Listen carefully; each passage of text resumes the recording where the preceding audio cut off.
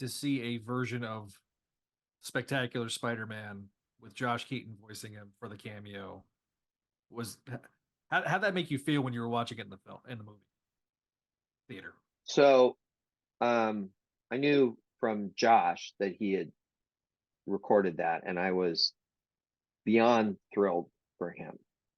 So I knew it was, the question became, yeah, but did it survive? Is it on the cutting room floor, or is it actually in? So um, when I went to see it, I had a lot of anticipation. Is it going to be in there? Is it not going to be in there? Will it be in there for half a second? And then, and I had no idea.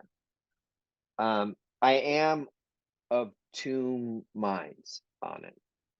On the one hand, and this is just me being honest, this is not a comment on the filmmakers. I love both those movies. I want to make that really clear. But what I will say is that as great as it was to hear Josh in the movie, I did not for a second buy that our version of Peter Parker would have taken Joaquin's side on that. Taken wait, that's not his name. It's Miguel. Miguel. Yeah, sorry. Miguel's side on that. Joaquin, who I know co-directed the movie. That's why I got mixed up. Yeah, I didn't buy that Miguel would come down and try and convince Miles to let his father die. I didn't believe that for a hot second. We've had in our show the whole thing about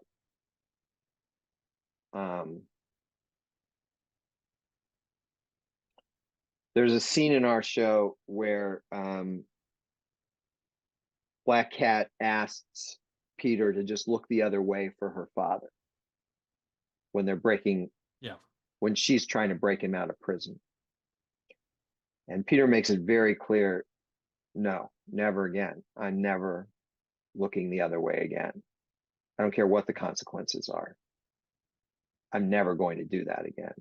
So I cannot fathom our Peter Parker from Spectacular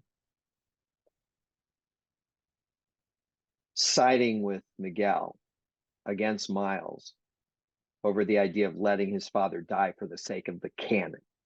Now, I don't know where the third movie's going. I've got no input. Just to be very clear, I'm not in contact with these people. I have no input on this whatsoever. I don't know what the end result is. I don't know where this movie's going. What I know is that the Peter that we wrote would not take that side. I think I can buy that there are plenty of, in an infinite universe of Spider-Man, there are plenty that would. And I can buy that right next to the Spectacular Spider-Man universe is another one that's almost exactly the same, so close that it's also voiced by Josh Keaton. And the main difference is that Captain Stacy had black hair instead of white hair for some goddamn reason that I couldn't figure out. And so how I made this work for me in a movie that, again, I really liked a lot was I just said, this isn't ours. This is the one universe right next to it that still has, that is so similar that the voice still sounds like Josh Keaton, but is with a Peter who could be swayed over to Miguel's side. I don't think our Peter could have been swayed to that side. I don't think our Peter would in a million years say to Miles, I'm sorry, it's horrible, but you've got to let your father die. Our Peter would have been one of the guys at the end of the movie jumping through that hole to help Miles.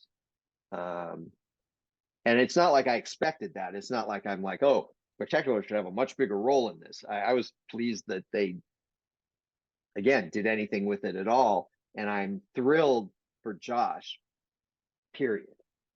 But yeah, I had mixed feelings about it because I felt like if you watched our show carefully, you would not have made him the mouthpiece for that moment.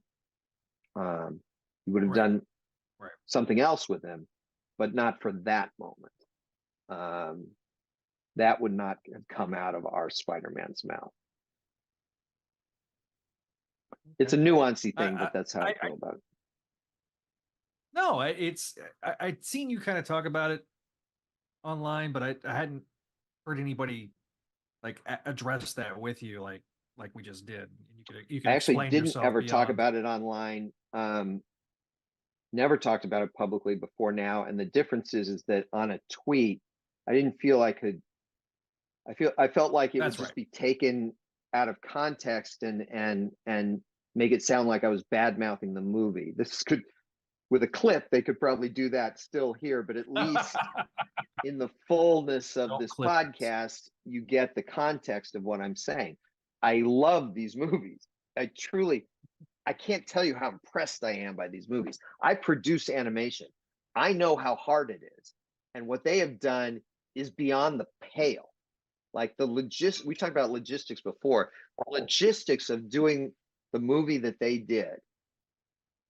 The first one too, but the second one is just I can't even fathom it. How you're not simply doing a different art style for each world, you're doing a different art style from scene to scene, you're doing different characters and different I it is a nightmare to contemplate as a professional, a nightmare, and yet they did it, and they did it wonderfully. um Yeah. it is insane the level of detail in that film. Again, in the first one too, but then the second one ups the ante on that by, I mean, exponentially. It is nuts, and they pull it off. I can't say how impressed I am with that movie. So the fact that I have a personal stake in one character, one version of one character, and I have a nitpick about it, that's all it is a nitpick. It's but and so I felt here I could talk about that in context, but I have not done it before because on Twitter I just felt like it would sound like I was bad mouthing the movie, and I don't want to do that. I love that movie. Right. Right. Right.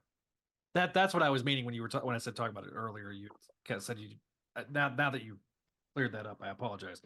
Um, One last question concerning the two artists that you've worked with, that you're working with Humberto right now and Sean Galloway. You talked about how Humberto makes the characters move and how the movement of the characters and the acting. Was it kind of were you kind of getting vibes like you did with Spidey with so far with Humberto? Is it there's